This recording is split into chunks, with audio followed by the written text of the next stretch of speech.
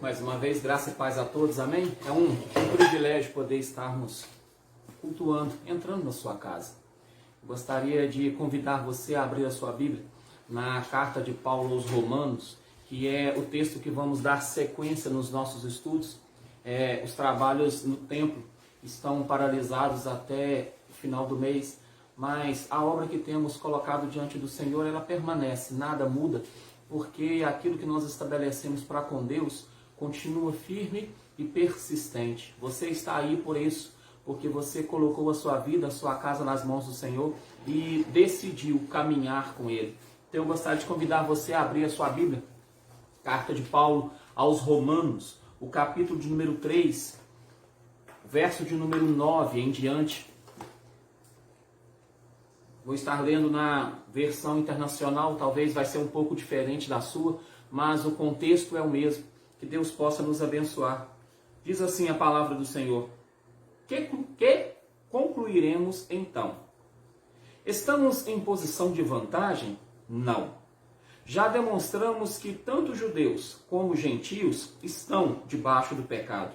Como está escrito, não há um justo sequer. Não há ninguém que entenda, ninguém que busque a Deus. Todos se desviaram, tornaram-se juntamente inúteis.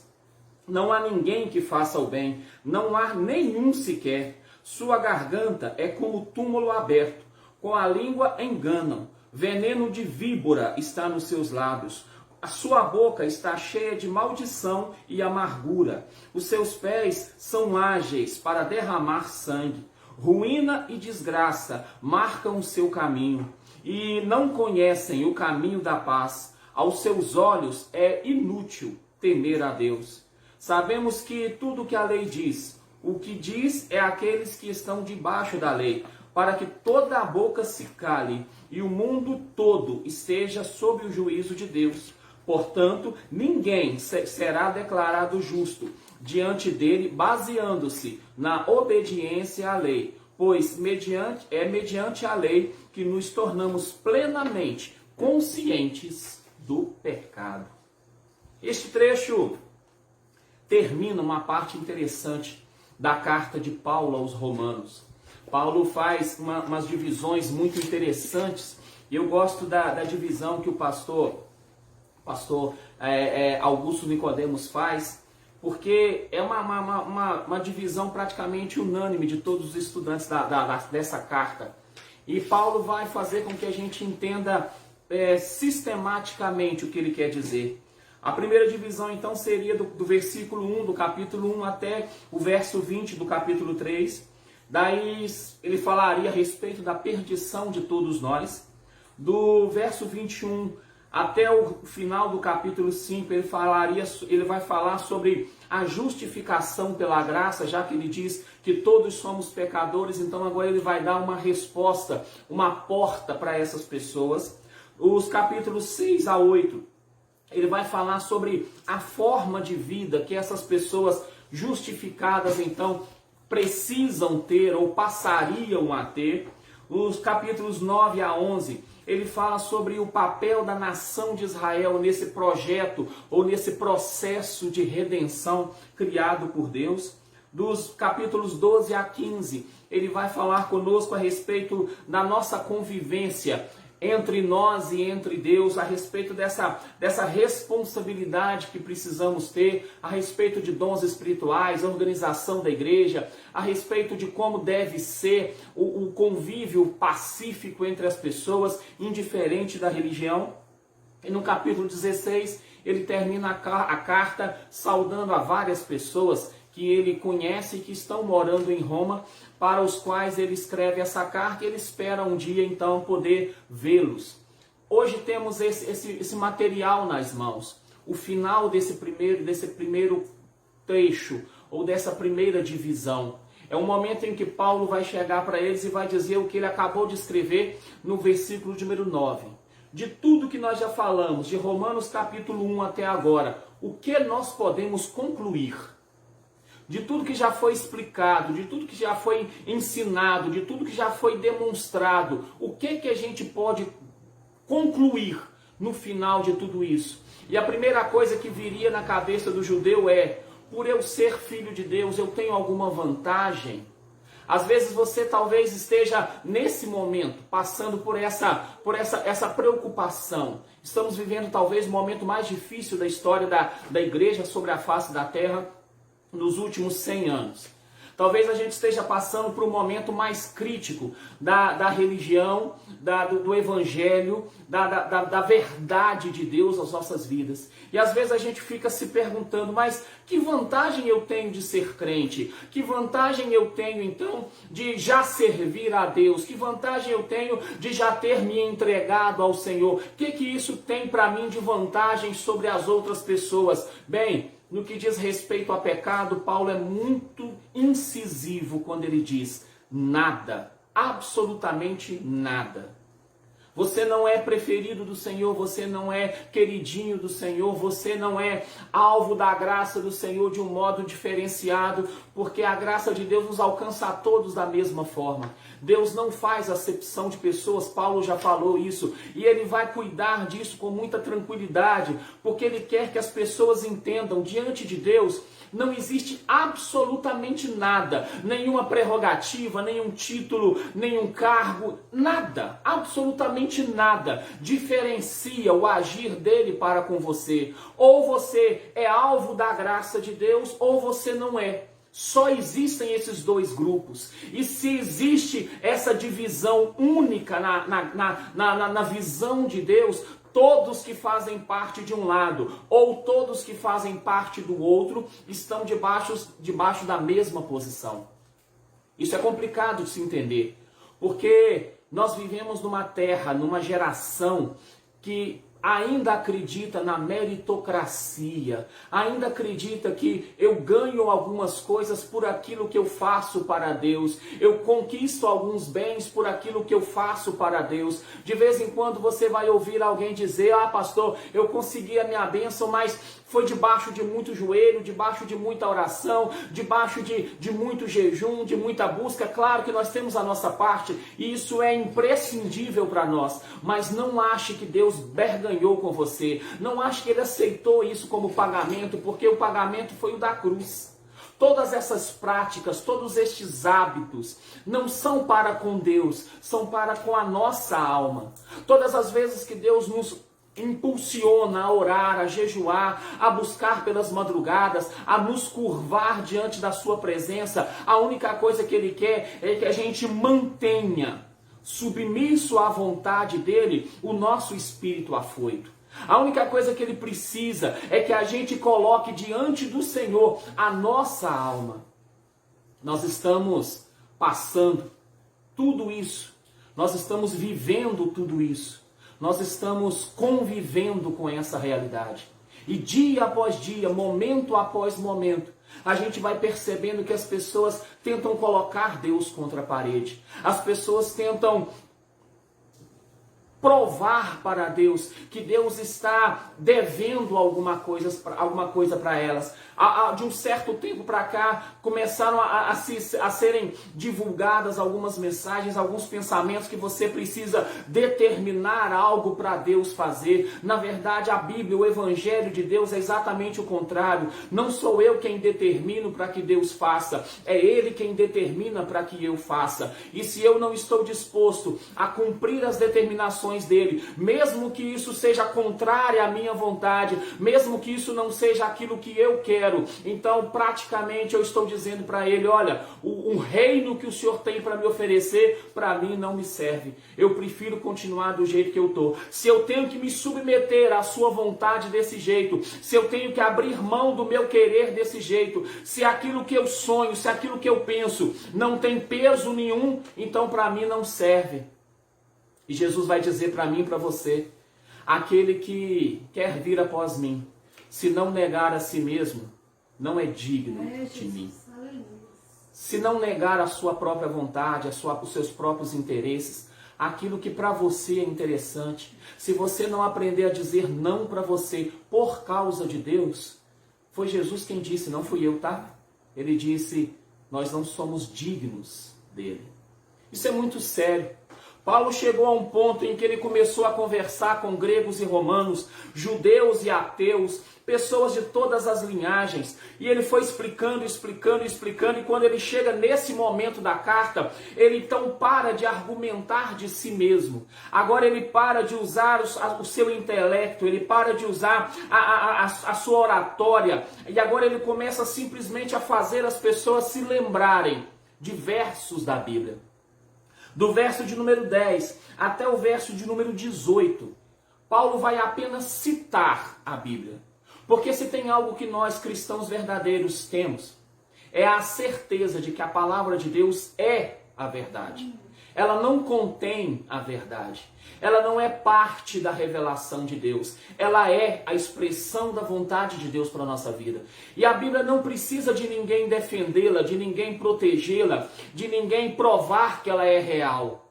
De vez em quando você vai encontrar alguém que quer que você prove para ele a existência de Deus. Me lembro de um tempo atrás, quando um jovem me procurou e me disse: Adão, você pode me provar que Deus existe? E eu perguntei para ele: deixa eu só te fazer uma pergunta, você acredita na fidelidade da Bíblia? Bom, Adão, a Bíblia foi escrita por homens. E escrita por homens, pode ser que ela tenha algumas falhas. Eu disse para ele: então, infelizmente, você nunca vai conhecer a Deus. Porque não existe outro caminho, não existe outra possibilidade de conhecer a Deus e a sua vontade, se não for pela sua palavra escrita. E se eu tenho essa palavra, se eu tenho acesso a essa palavra, mas eu não tenho por ela o apreço e o respeito necessário, então ela para mim se torna apenas algo inútil. Paulo então começa a citar alguns versos.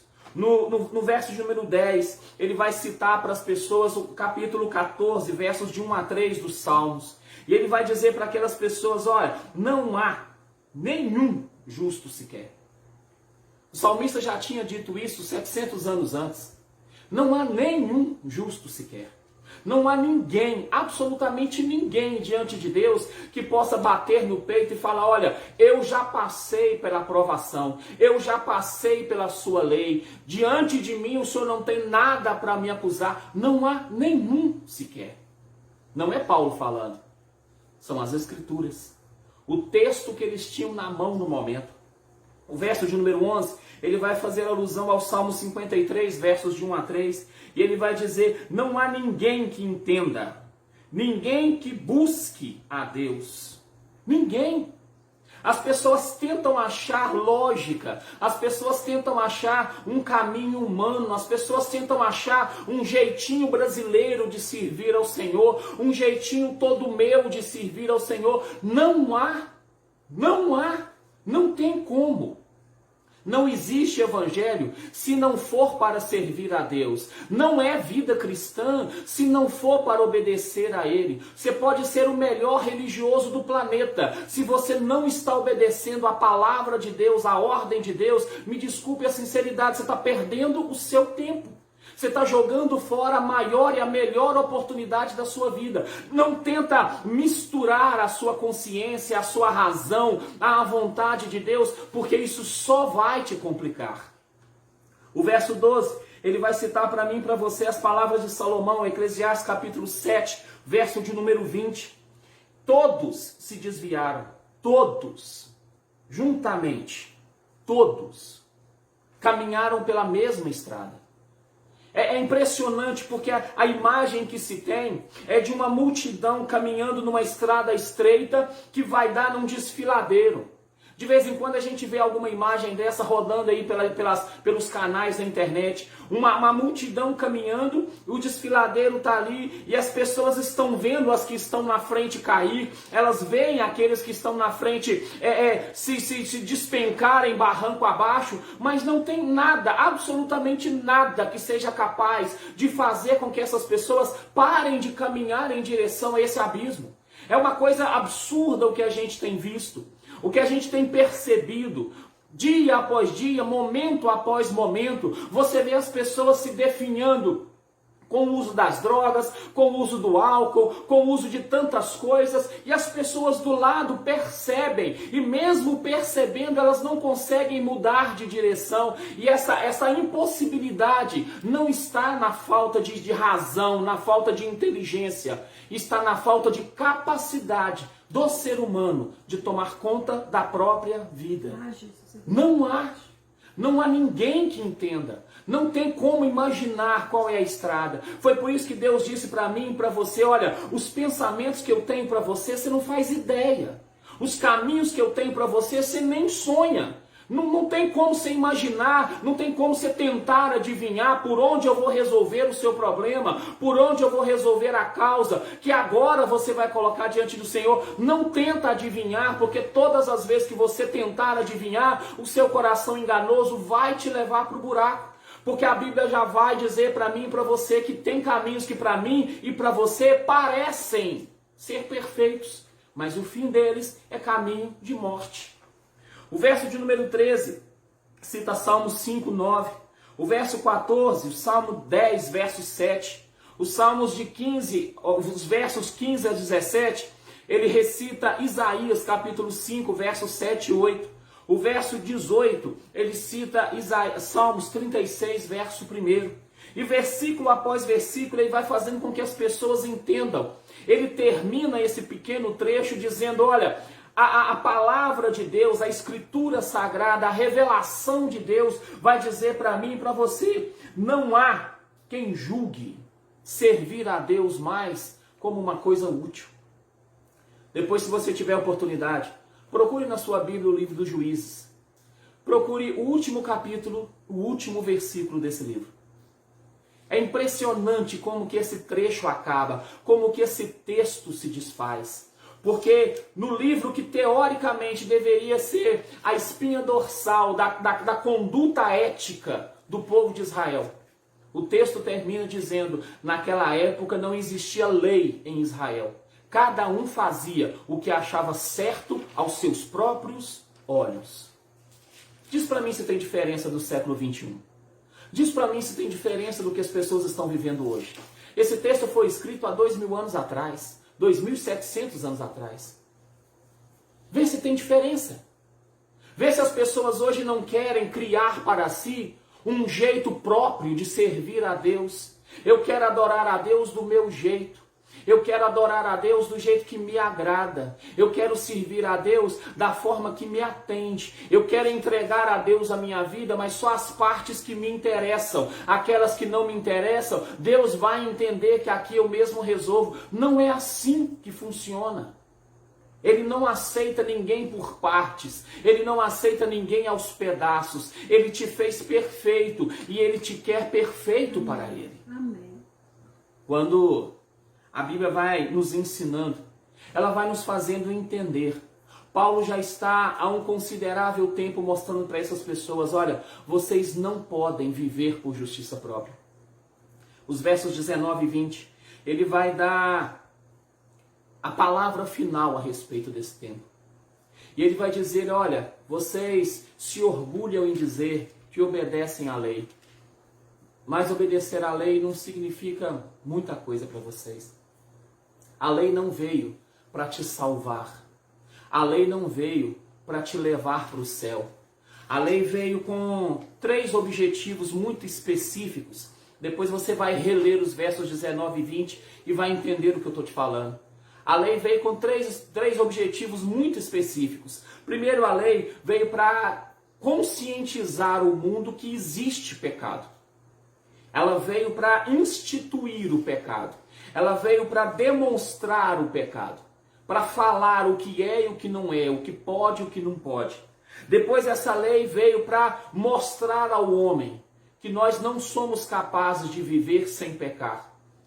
Nós não temos essa habilidade, nós não temos essa capacidade. Por mais que a gente se policie 24 horas, em um momento ou outro, você vai tropeçar em alguma coisa e esse tropeço vai te fazer se levantar contra a lei. A lei veio para instituir o pecado. A lei veio para demonstrar que eu não consigo cumprir essa lei. E essa lei também veio para poder me incapacitar da autojustificação. Se tem algo que a lei vai mostrar para mim, ou precisa mostrar para mim, é que diante de Deus eu não tenho como me desculpar. Diante de Deus eu não tenho como explicar os meus atos. Eu não tenho como justificar as minhas falhas. Não há nada, absolutamente nada que você faça que vá de encontro à transgressão da lei de Deus que vai ter justificativa. Ele começou assim no capítulo 1, diante de Deus nós somos indesculpáveis. Pastor, mas eu não sabia. É claro que sabia. O Espírito Santo estava lá para te falar que não podia. A palavra estava lá para te dizer que não podia. Pastor, mas eu não conheço a Bíblia toda. Então você erra por não conhecer as Escrituras, porque a Bíblia está nas suas mãos. Por que a gente tem tempo de conhecer tanta coisa de tantas pessoas, mas não tem tempo para a Bíblia? Alguém disse com certa responsabilidade, porque é uma palavra muito consciente. O Facebook veio, as redes sociais vieram, para que diante de Deus você nunca possa dizer você não tem tempo para estudar.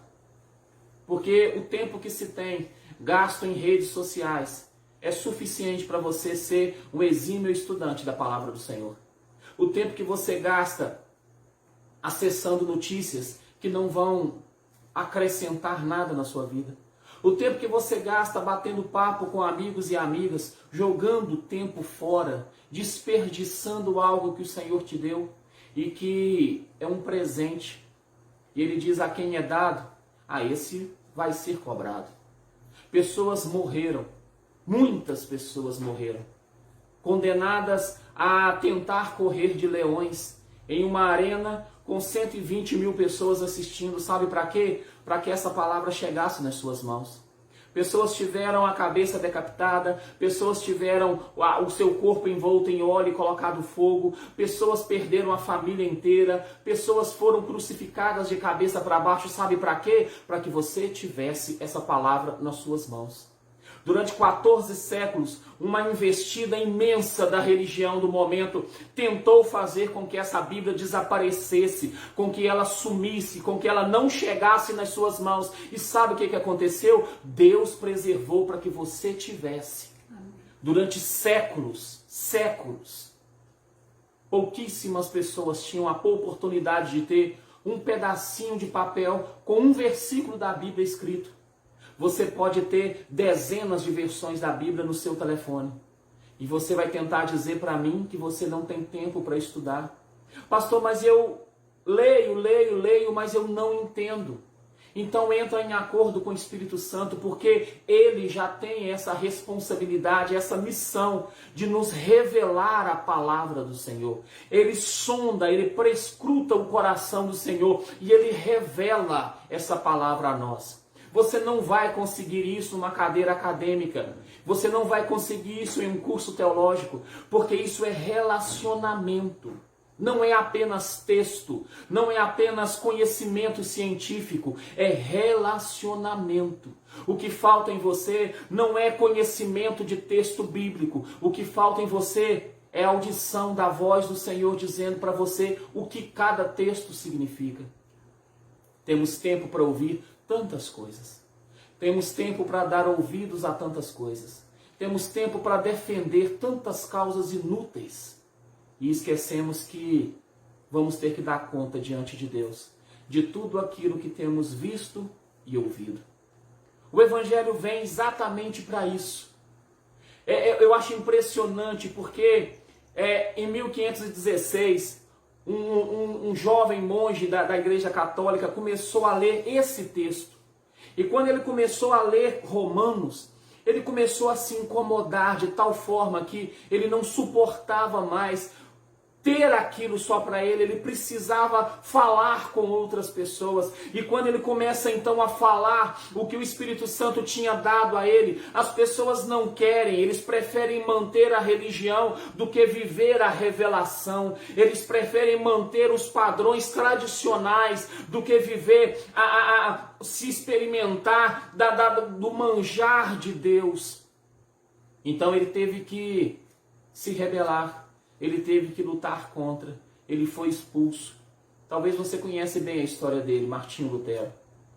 Menos de 200 anos depois, um outro jovem começou a ler essa carta. Agora, além do que Paulo escreveu, do que Agostinho de Hipona tinha escrito, do que Martinho Lutero tinha escrito, agora esse homem então começa a receber uma nova revelação de Deus, e esse homem sente um fogo diferente no seu coração, e esse fogo faz com que ele não suporte a ideia de não viver esse evangelho. O nome dele? John Wesley. O homem que os reis da Inglaterra disseram: eu prefiro um exército de 5.000 homens de pé do que John Wesley de joelho. É imprescindível como que esse evangelho muda a vida das pessoas. Para um rei, um governante, todo o seu clero se curvar diante o medo desse homem de joelhos. Por quê? Porque esse evangelho chegou e fez a diferença. Hoje é o seu momento. É a sua história. Talvez vivemos anos demais, tempo demais, apenas com a religião, apenas com a prática religiosa. E gastamos pouco tempo para ouvir e entender Deus. Compreender aonde Ele quer que a gente vá e o que Ele quer que a gente faça. Eu sei que nesses tempos complicados, desde março de 2020, estamos vivendo dias muito difíceis, onde palavras estão sendo colocadas o tempo inteiro e poucas pessoas conseguem entender verdadeiramente qual é a direção de Deus, qual é o momento de Deus. Muitas brigas já foram colocadas em nome dele, muitas pessoas dizendo que ele fez isso, aquilo ou aquilo outro. Deus não está nem um pouquinho preocupado com as pessoas. Paulo escreveu isso pouco antes. A nossa infidelidade não mancha a fidelidade de Deus. A nossa incredulidade não deixa Deus aborrecido. O fato de virarmos as costas para Deus, a apostasia desse século, não muda Deus em nada. O projeto dele continua o mesmo desde o jardim do Éden. Enviar Jesus para morrer por mim e por você e fazer com que alguém nessa terra, mensageiro do Senhor, faça com que esse evangelho, essa boa notícia chegue até você. E quando essa boa notícia chegar, então você vai entender que mesmo sendo um miserável pecador como todos nós somos, ainda existe esperança. Esse trecho termina apontando para Mateus capítulo 5, verso de número 3. Jesus começa dizendo: bem-aventurado é aquele que sabe que espiritualmente ele é pobre, porque esse vai ver a Deus.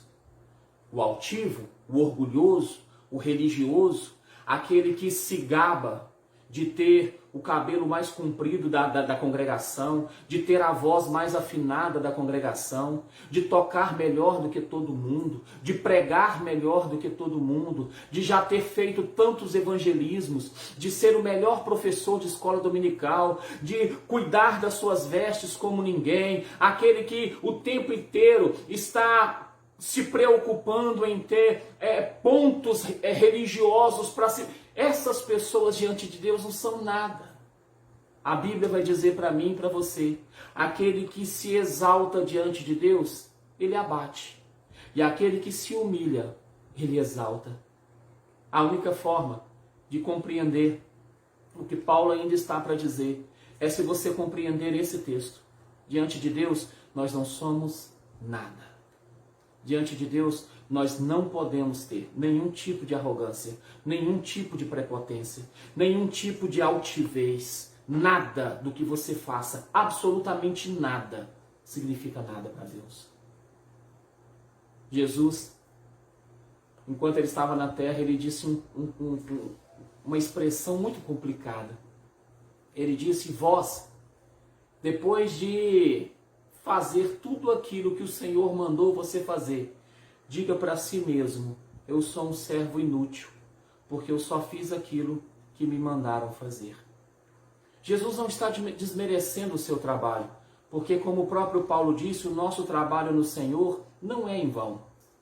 Mas o seu trabalho no Senhor não é para pagar a sua salvação. O seu trabalho no Senhor é porque você foi salvo.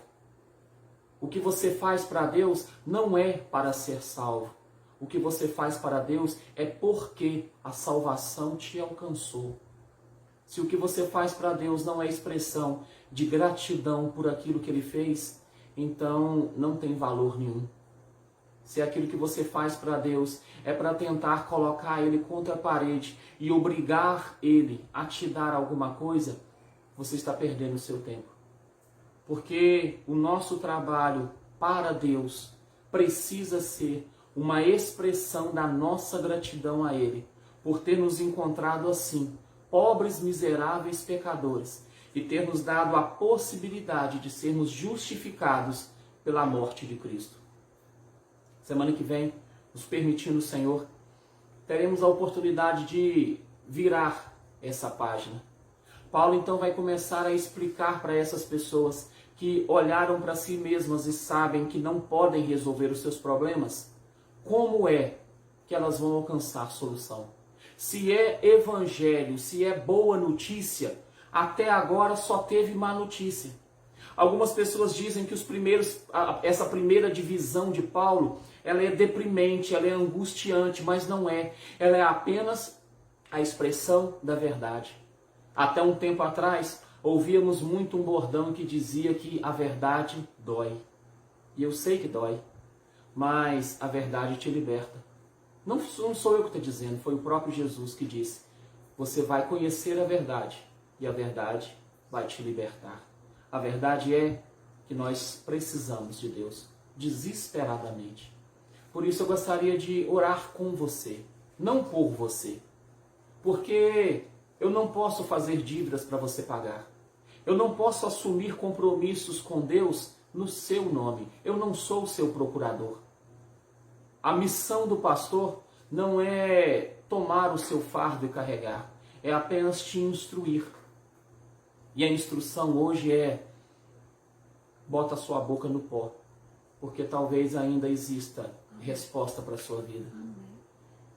Perca horas de sono, perca momentos de lazer, abra mão de tudo aquilo que você achar que pode estar te prejudicando.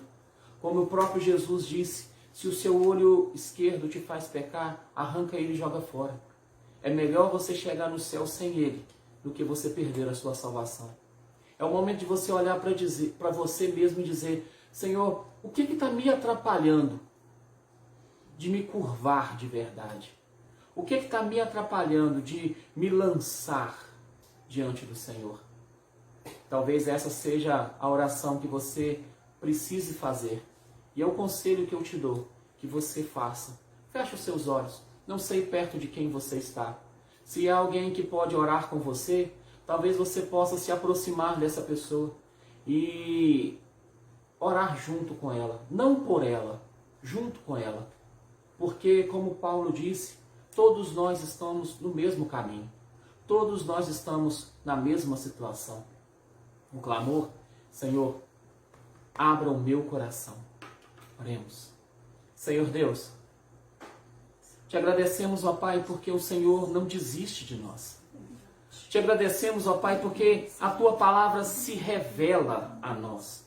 Ela não precisa de professores, ela não precisa de PhDs, ela não precisa, Senhor, de acadêmicos, ela não precisa de pastores, de missionários, de diáconos, diaconisas, ela não precisa, Senhor amado, de homens ou mulheres. Ela se revela a nós. E a revelação da Tua palavra para nós, ó Deus, é a única oportunidade que temos de reconhecer a verdade. E a verdade é, ó Pai, que nós, todos nós nos fizemos pobres e miseráveis pecadores diante do Senhor. A Tua palavra, a lei do Senhor, ela existe para nos mostrar, ó Pai, que nós não temos motivo de sermos orgulhosos, arrogantes, prepotentes. Nós não temos, ó Pai, o direito de tentar ocupar, ó Pai amado, o nosso tempo com qualquer coisa que não seja o serviço do Senhor. Nós não temos o direito, ó Pai, de colocar o que quer que seja no altar altar máximo do nosso coração, porque lá é um local, ó Deus, de direito do Senhor.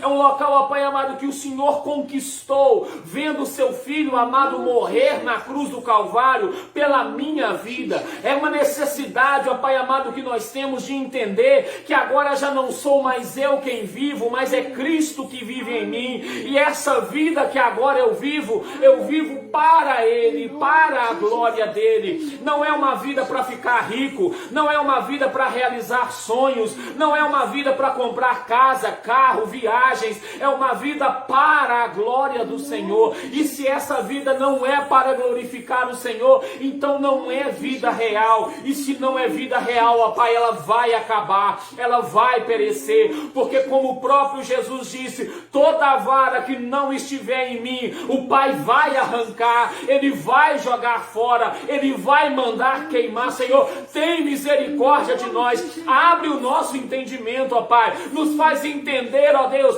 que o Senhor não nos quer apenas religiosos, o Senhor não nos quer apenas, ó Pai, membros de igreja, o Senhor não nos quer apenas, ó Pai, detentores de títulos e nomes, o Senhor nos quer servos, ó Pai. Tem misericórdia de nós, ó Deus. Que esse tempo, ó Pai, de reflexão seja para nós também, ó Deus, um tempo de revelação. Que nós possamos, ó Pai, compreender a Tua presença do nosso lado. Pai amado, um trecho que acabamos de ler diz que as pessoas achavam inútil, ó Pai, temer ao Senhor. As pessoas achavam que já não valia mais a pena. Senhor, quantas vezes ouvimos isso nos últimos 10, 20 anos? Pessoas dizendo que não precisam do Senhor para nada. Pessoas dizendo, ó Pai amado, que o dinheiro delas é suficiente, que a fama delas é suficiente, que o status delas é suficiente, que a posição social que elas alcançaram já é suficiente. Senhor, pobres, miseráveis, enganados, vivendo, ó Pai amado, de uma felicidade efêmera, passageira, apenas da terra. Senhor, tem misericórdia de nós. Tem misericórdia, sim. Abre, Senhor amado, a nossa visão. Em nome de Jesus. Quantas brigas, ó Pai amado, aconteceram nos últimos anos, nas últimas décadas, por título, por cargo, por posição, por aparecer, ó Pai. Quantas pessoas, ó Deus, perdendo tempo tão útil, ó Pai amado, na Tua presença, investindo em coisas tão passageiras, tão permissivas, ó Pai, para o pecado na nossa vida. Tem misericórdia de nós. Abre, Senhor amado, a nossa visão. Nos ajuda, Deus, em nome do Senhor Jesus, a viver o Evangelho. E o Evangelho nos mostra, Pai amado, a morte. O Evangelho nos mostra a cruz. O Evangelho nos mostra, Pai, que diante do Senhor somos um vermezinho de Jacó. É verdade. Não temos, ó Pai, nada para te oferecer. Tudo pertence ao Senhor. Amém, Jesus. Revela-te a nós, ó Pai. Revela-te a esse meu irmão, a essa minha irmã. Em nome de Jesus. Do jeito que o Senhor sabe, ó Pai, que ela vai entender. Faça, Pai amado, com que alguém do Senhor se aproxime dele ou dela. E dê a ela, Pai amado, as orientações necessárias para que ela saia do fundo do poço e possa, Senhor amado, trilhar o caminho que o Senhor decretou para cada um de nós. Para aqueles, ó Pai, que já têm sensibilidade com o Senhor, relacionamento com o Senhor. Senhor, melhora isso a cada dia. Faz crescer em nós, ó Pai, o desejo por essa palavra. Faz isso arder no nosso coração, para que a gente se lembre, ó Pai, da orientação dada a Moisés há 4.000 anos atrás. O fogo tem que arder continuamente sobre o altar. Não pode apagar, Senhor. Aleluia. Quantos cristãos, quantos, ó Pai, frequentadores de igreja, já estão, ó Pai, com o fogo do seu altar apagado. Quantos estão, ó Pai amado, perdidos na casa do Pai? Quantos estão, ó Deus, distantes desse Evangelho? Tem misericórdia de nós, ó Deus. Nos volta para Ti. Em nome de Jesus. Em nome de Jesus. Amém e amém. Em nome de